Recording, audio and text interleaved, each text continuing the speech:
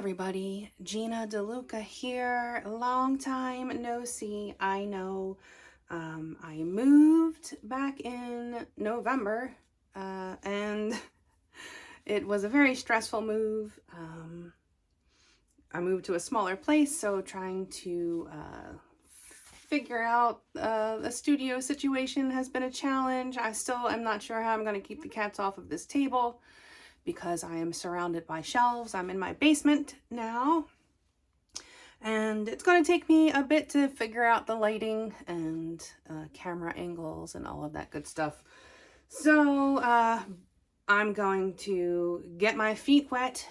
Going back to basics, I'm going to do just the traditional straight pour, no spirals, no spinning, just the OG straight pour.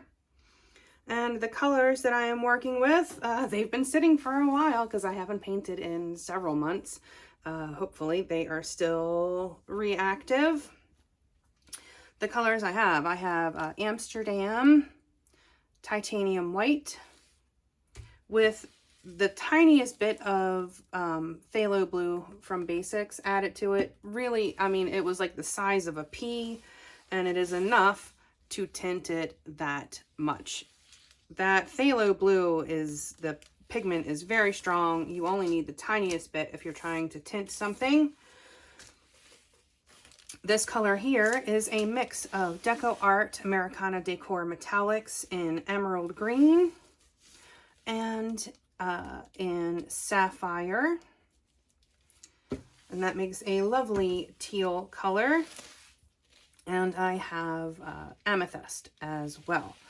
The DecoArt paints dry matte, and matte paints, when mixed with a glossier paint, such as Amsterdam, will typically give you cells. So we'll see if this works out. Sometimes when the paints have been sitting a long time, they aren't quite as reactive, but we'll see. Again, I'm in my basement and my heat just kicked on. It's going to get loud. Actually, I'm going to pause this and go turn that off. I forgot to do that. I'll be right back. Okay, I realized that I had also forgotten to cover my edges first, so I took care of that. Had probably the biggest paint disaster I've had since I started painting, so I took a minute to clean that up. And I'm out of practice, for sure. All right, so I'm not sure where I was. I showed you the colors. These paints have been mixed 1 part paint to 2 parts Floetrol. And I have added water to that to get the consistency that I'm looking for, which is, hopefully you'll be able to see this. This lighting is not great. I still have some work to figure out here. But it makes a mound, but it disappears quickly. It's making a nice thin, even stream off of my stick. If it's getting thick and then thin and thick again, that means that your consistency is inconsistent and you need to keep mixing. Before we get started, have you seen the Fluid Art inspiration cards? If you have not, what we have are 52 cards. There are 42 technique cards, and each one has an associated video here on YouTube that gives you all of the information that you need. The exact paint color, brand, the consistency, the technique, of course, all of the things that I can't fit onto a card.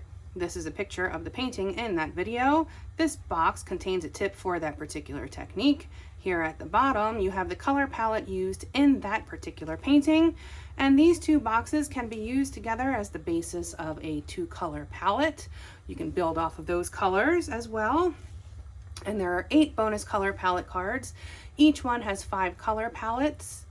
You can use all of the colors or just some of the colors. Mix and match the bonus color palette cards with the technique cards, and you have more combinations than you could ever paint in a lifetime.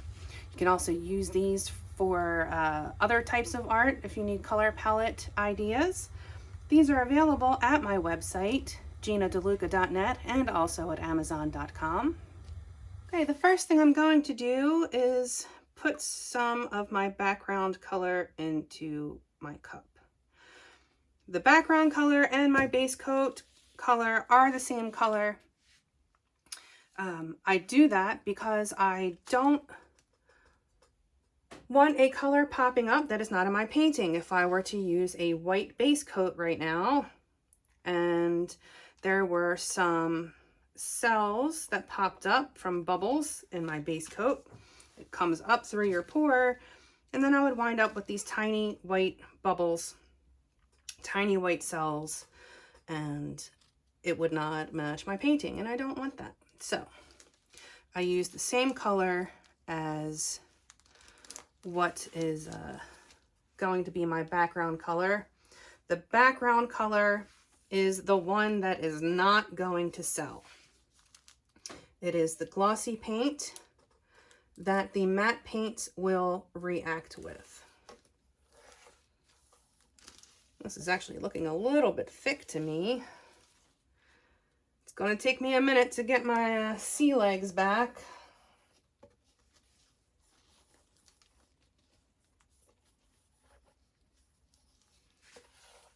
I mean, the colors are pretty, so it should still be pretty regardless.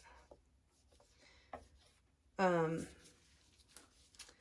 lay down a base coat because I want the paints to slide around easily and evenly.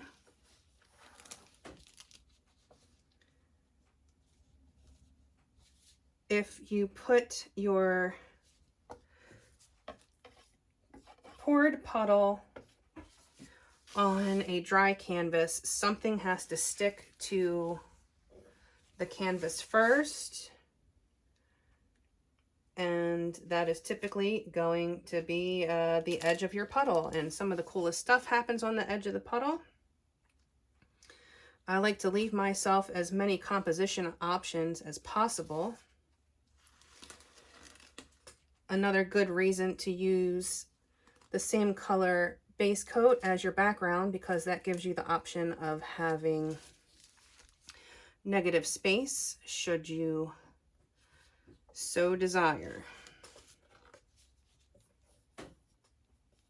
Making sure these edges are evenly covered so that the paint glides over the edge easily.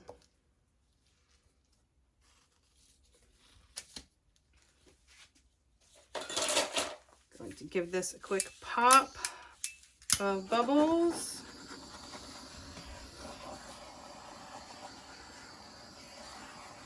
You do get a lot of bubbles in your base coat, so definitely make sure to pop those. I see schmutz. Get the schmutz as soon as you see it, so it doesn't cause you problems later. Okay, so let's put some paint in a cup. Always check your consistency before you add it to your cup. The sauce may thicken upon standing. And I'm going to pour from up high. I want these paints to sink and churn.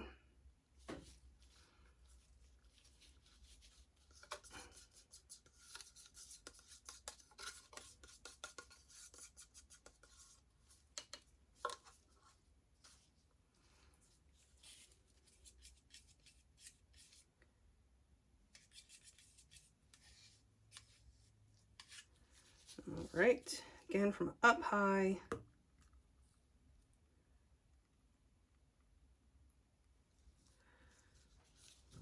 I don't know if this is going to sell. I'm not seeing the kind of reaction that I would like in the cup.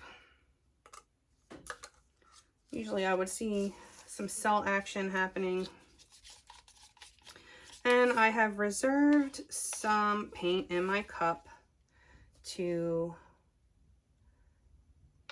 pour over top of my cell makers so they all have an opportunity to react with each other.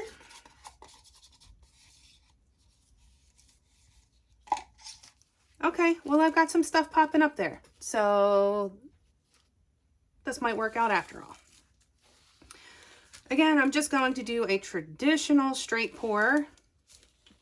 So typically what happens is I will get boulder cells on this side and pop-up cells on this side, or pearl cells as some people call them.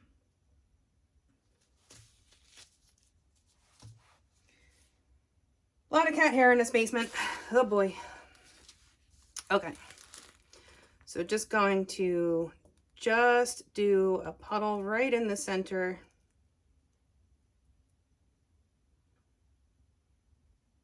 I haven't done a traditional straight pour in a very long time. I've been doing a lot of spiral stuff. Going back to basics sometimes is a really good thing. Oh geez. Tucker, I will do a little bit of a spiral in the center here, just so my focal point has some interest.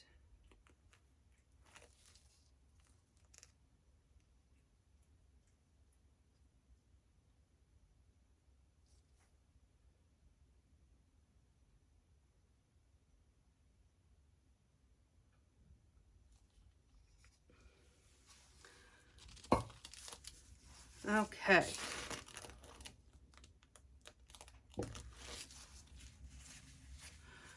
Going to pop the bubbles.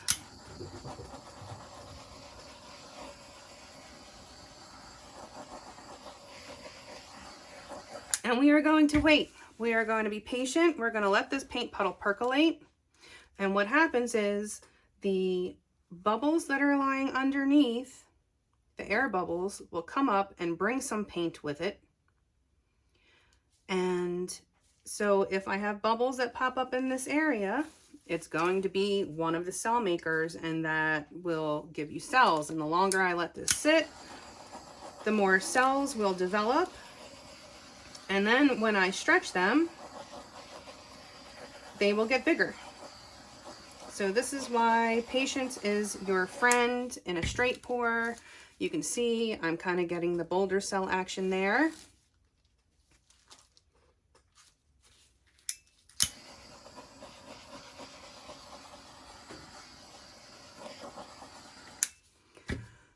So while this is sitting, I'll let you guys know, you know, in an effort to be completely honest here, I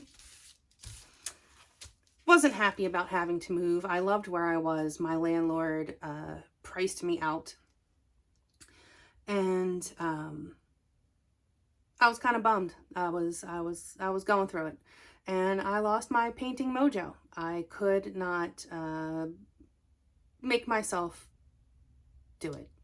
And my very sweet and loving man got me the cutest little watercolor. It's like a 2x2 thing. It's like little teeny tiny watercolor set with the tiniest watercolor palette. And basically, you know, it was like, start small, low pressure, get your mojo back. And so played around with that a little bit, and I really do miss working in watercolor. I miss working with brushes. So I'm probably going to start doing some more of that, and I do hope that you all will follow me on that journey while I try to get my mojo back. Also, I have a bunch of paintings that, you know, are pretty colors, but the composition isn't what I would like, and I don't want to throw them away. So I'm going to be doing some more embellishing type stuff, and hopefully inspire some of y'all to step out of your comfort zone and maybe pick up some brushes and do some stuff with your paintings that didn't turn out exactly how you liked.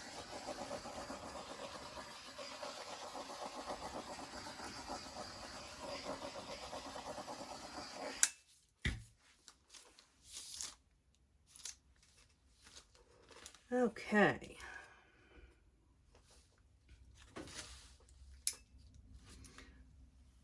I'm going to give this one more pop here.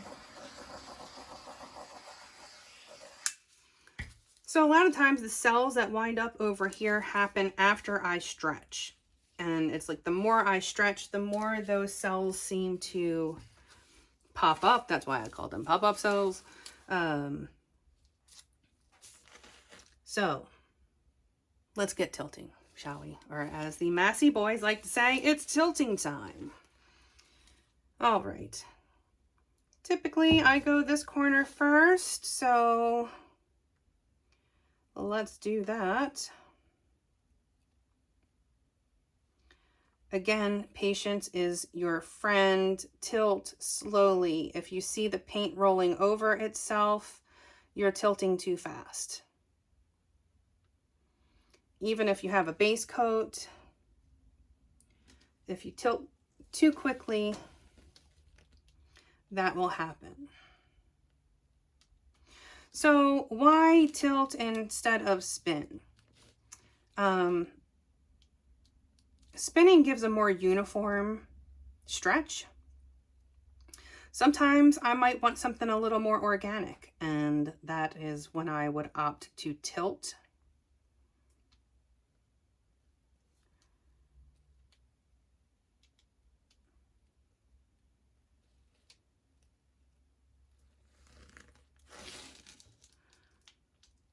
And you'll see as I stretch this, I will get more cells popping up down here. I'm going to bring the weight of the paint back to center before I change directions. The weight of your paint is going to be where it's moving fastest. And that, knowing where the weight of your paint is, will give you so much more control over your composition and how your paint moves. See, I can almost make a corner by being mindful of where the weight of my paint is. And then going to come back.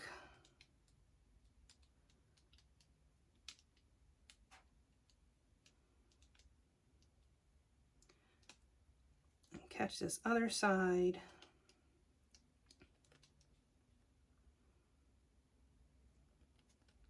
The first and the last corner are typically the trickiest, but I have enough paint on this canvas that the last corner should not be too difficult.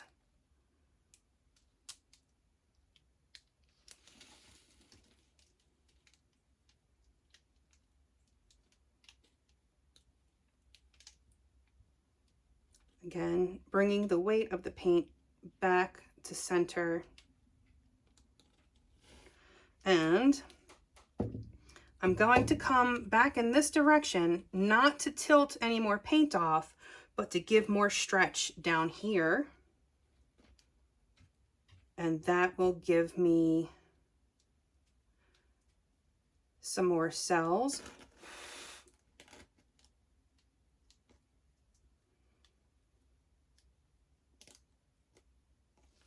Okay.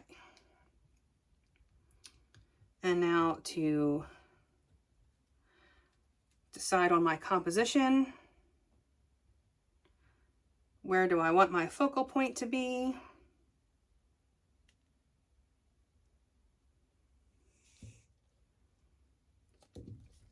I don't typically like for my focal point to be in the dead center unless I'm doing a round piece or a spiral. That's just how I roll.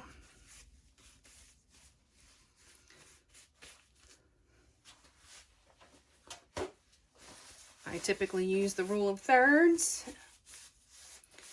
So if you were to split this up into 9 boxes, you don't want your focal point to be dead center. You want it to kind of be splitting some of the boxes. If you don't know what the rule of thirds is, do check that out. You can look that up. And it is a great tool for composition. And I'm only going to torch this area. I don't want to torch any of this. I don't need to. If I were using a pouring medium other than Floetrol, I would want to get rid of all of those bubbles. But the nice thing about Floetrol is if there are bubbles, they don't cause pits in the painting. But if I were using a glossy pouring medium like Liquitex, it can leave pits if there are still bubbles in there. But I'm going to pop these bubbles because I want these cells to pop up. So just where I want the cells. And as this sits, all of these little tiny little bubbles are going to turn into cells and be very, very pretty. I am going to scrape the sides of my painting, the bottoms. As those paints drip, they will pull the paint from the sides as well, and that pulls it from the top. Scraping these drips will keep it from pulling the paint from the surface there.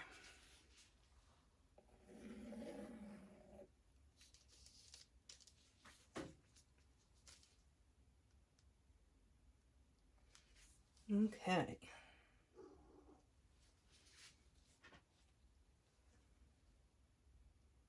All right, this is looking good. I'm gonna let this sit and do what it's gonna do, and I will bring you back in a few for a close-up. Okay, here it is. The lighting down here is not fantastic. Probably another reason I'm going to be doing more brush work so I can do that upstairs where the lighting is much better. There isn't even an outlet down here in the basement. I've had to run a very long extension cord. So it is what it is. But you can see all of these pop-up cells. They came out very cool. Kind of like the purple is in the center of the green. Very interesting pattern, kind of like the like a giraffe print.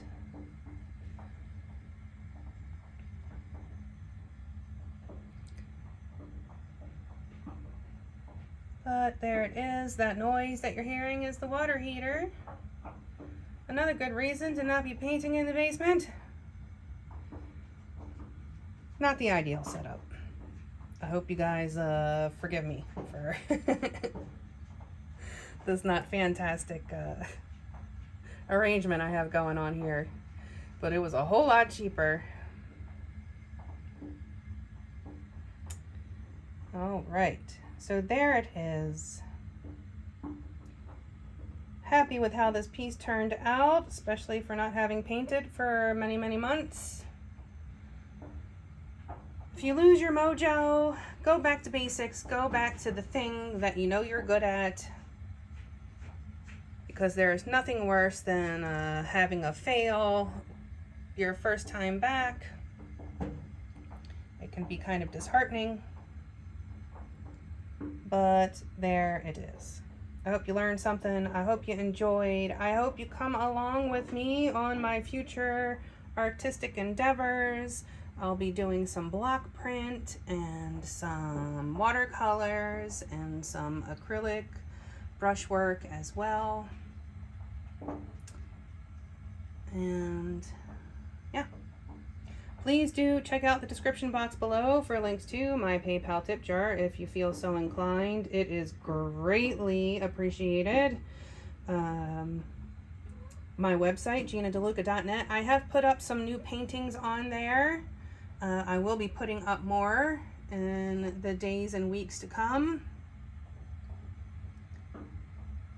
You can check out the links to my affiliates, DecoArt being one of them. You want to get your hands on some of these amazing cell making paints, use that link and I receive a small commission at no additional cost to you. It is a great way to give back to your favorite creators without costing you anything extra. And check out the fluid art inspiration cards available at my website and at Amazon.com. And check out our Facebook group, Go Make Some Art.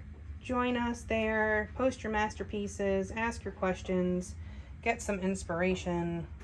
A good time is had by most. It is the internet after all. All right, I think that's it for me for today. I hope to see y'all very soon. And please do give a like and a comment to get me back in the algorithm. That would be greatly appreciated. That's going to take me a hot minute.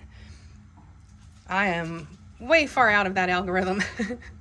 So anything that you can do to help me get back in it, I will be forever grateful. Okay. I hope y'all have a beautiful day. Now go make some art.